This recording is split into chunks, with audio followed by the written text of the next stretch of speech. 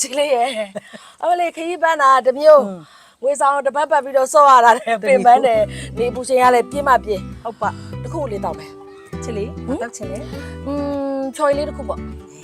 ချစ်လေးအဲ့လိုပြောမှစားတိလို့ဟောဒီမှာစင်းစင်းလောက်ထားတာရှင်ဟဲ့ချစ်လေးကအလိုက်တိတယ်ကြည်စမ်းအမလေးမောပြေတောက်ပြီးဒီပြောရင်ရတာကိုသိနေတယ်နော်သိနေတယ်ဘာပြောရင်လဲ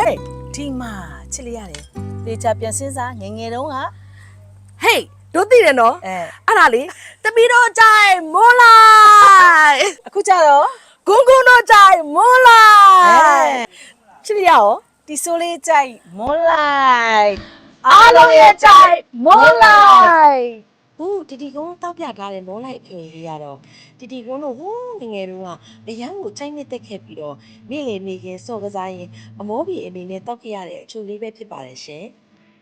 အခုဒီဖြော်ရည်လေးကနှစ်ပေါင်း60တိုင်အောင်မပြောင်းလဲတဲ့အရာတာနဲ့ပြန်တောက်ခဲ့ရတော့တကယ်ကိုငယ်ဘွားလေးကိုပြန်တော့မှသတိရသွားရဲ့ရှင်မိုးလိုက်ဖြော်ရည်မှာဆိုလို့ရှိရင်တော့အရသာအပြင်နနတ်စတော်ဘယ်ရီလိမ္မော်လီမွန်တန်ဘူးတရဲတစ်ခွဇီးနဲ့ဘာလီဆိုပြီးတော့ဖုံးမျိုးရရှိနိုင်ပါတယ်နော်အခုဆိုရင်လေကြံလဲနီးလာပြီဆိုတော့အလူပြေးစင်တဲ့သူတွေအိမ်မှာနေလေနေခဲ့အထွေကောင်းကောင်းလေးတောက်ချင်နေသူတွေအတွက်ကတော့မိုးလိုက်ဖြော်ရည်ကိုလေဖြော်ရည်တစားရေပိုးစာထည့်ပြီးရေခဲလေးနဲ့တန်မြာသီးလေးကတွက်ပက်ပြီးတော့တောက်မယ်ဆိုရင်တော့ပို့ပြီးတော့အရသာကိုတူးခဲပေါ်လို့ရှိပါတယ်ရှင်